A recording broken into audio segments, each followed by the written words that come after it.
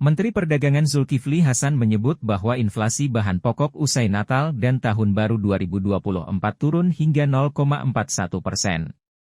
Sementara secara keseluruhan, Zulhas menyebut jika inflasi bahan pokok di Indonesia hanya 2,61% atau separuhnya dari tahun lalu yang mencapai 5,5%. Hal itu diungkap Zulhas usai dirinya melakukan kunjungan ke Pasar Palmerah, Jakarta Pusat, untuk meninjau stabilitas harga bahan pokok, Kamis, 4 Januari 2024. Artinya Natal Tahun Baru, kami sukses mengendalikan harga-harga, sehingga inflasi hanya 0,41% di bulan Desember 2023, kata Zulhas. Secara keseluruhan inflasi kita 2,61%, padahal tahun lalu kita 5,5%, jadi hampir separuh daripada tahun lalu, lanjut dia. Nah, suplainya, kalau suplainya sudah lebih pasti turun. Ini kan suplai di mana saja kan, berarti misalnya beras sudah nggak turun lagi, masih sudah panen. Ada berapa gitu, ada berapa daerah sudah panen padi kan, suplainya banyak, kalau suplai banyak harga pasti nggak naik lagi.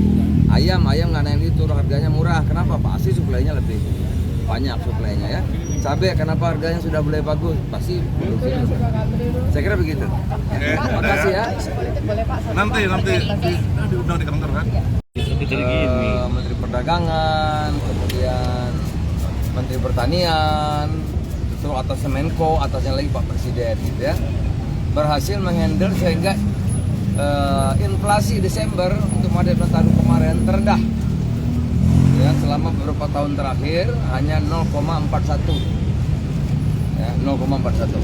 Artinya Natal Tahun Baru kita sukses menghandle harga-harga sehingga inflasi hanya 0,41 di bulan Desember. Nah, secara keseluruhan tahun ini inflasi kita 2,61. Padahal tahun lalu kita 5,5. Sekarang 2,61. Jadi hampir separuh. Nggak sampai separuh daripada tahun lalu. Nah, ini tentu kita syukuri. Artinya harga-harga bisa dikendalikan. Memang ada satu tempo seperti cabai sebulan hampir mahal, tapi bisa turun lagi gitu ya. Musiman, karena musim biasa kalau Desember itu panennya kurang karena biasa musim hujan, itu harganya naik. Tapi secara keseluruhan tahun ini inflasi 2,61 dan Desember 0,41. Tadi harga-harga kita lihat ya, kalau ayam itu diperkirakan 33.000. Telur 27 itu masih karena pemerintah kan 28 ya. 27 itu sebetulnya kasih juga artinya petelurnya itu ya. Cabai udah tidak seperti 2-3 minggu yang lalu, sebulan yang lalu sampai 120, tadi sudah antara 70-80. Tapi di beberapa daerah kalau di Jawa itu sudah 40-an. Jawa Tengah, Jawa Timur itu 40-an. Sumatera juga murah sekali karena Aceh panen raya cabai dibersihkan petani 15.000, itu rugi ya. Di Aceh itu sampai 25.000 saya kemarin ke sana. Beras memang stabil, tapi tadi dengar sendiri harganya nggak naik lagi, udah bagus. Tapi masih harga lama, harga tinggi. Tapi sudah tidak naik lagi. Ya. Cap bawang juga saya kira stabil.